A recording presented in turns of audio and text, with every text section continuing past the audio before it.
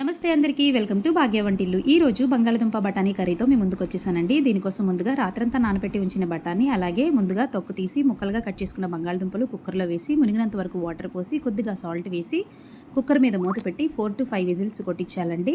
So masala కోసం మిక్సీలో ఒక చిన్న ఉల్లిపాయ, 2 పచ్చిమిరపకాయలు, ఇంచు అల్లం, 4 వెల్లుల్లి రెబ్బలు, కొంచెం కొత్తిమీర, కొంచెం జీడిపప్పు, కొద్దిగా వాటర్ వేసి మిక్సీ పట్టించాలండి. సో ఈ కర్రీకి ఈ మసాలాయే టేస్ట్ అండి. సో ఏ ఐటము స్కిప్ చేయొద్దండి. సో ఈ విధంగా మనం మిక్సీ పట్టించుకుంటే సరిపోతుంది. కుక్కర్ కూడా విజిల్స్ వచ్చిందండి. ఓపెన్ చేసి చూసుకుందాం. ఇది 90% మ్యాక్సిమం ఉడికిపోతే సరిపోతుందండి. ఇది 100% ఉడికిపోయినా ప్రాబ్లం లేదు. ఈ విధంగా బఠానీ మెత్తగా ఉడకాలండి. సో వాటర్ డ్రైన్ చేసి వాటర్ కూడా పక్కన ఉంచుకోండి. పనుంది, నేను లాస్ట్లో చెప్తాను.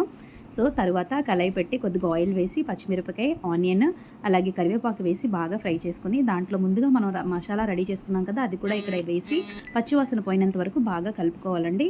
సో దాని తరువాత కొంచెం పసుపు, కొంచెం కారం, జీరా పౌడర్ యాడ్ చేసుకొని కలర్ చేంజ్ అయినంత వరకు కలుపుతూ అడుగు మాడకుండా మూత పెట్టుకొని మగ్గించుకోవాలండి. తరువాత కొద్దిగా సాల్ట్ యాడ్ చేసి మరొకసారి బాగా కలుపుకుంటే మూత పెట్టి మగ్గించినప్పుడు మనకు ఆయిల్ తేలుతుందండి. ఆ స్టేజ్లోనే బంగాళదుంప బఠానీ వేసి మనం ముందుగా వాటర్ ఉంచమన్నాను కదా, వాటర్ కూడా వేసి కొత్తిమీర వేసి మూత పెట్టి ఒక 5 నుంచి 6 నిమిషాలు ఉంచాలండి. అంతేనండి, మన వేడి వేడి కర్రీ రెడీ అయిపోయింది. లాస్ట్లో దించే ముందర కొంచెం గరం మసాలా యాడ్ చేసి దించేసుకోవడమేనండి. 2 నుంచి 3 నిమిషాలు కలుపుకొని దించుకుంటే అంతేనండి. ఇది చపాతీ, రోటీ, రైస్, బిర్యానీ దేనిలోకైనా అదిరిపోతుందండి. మీరు కూడా తప్పకుండా ఇలా ట్రై చేయండి.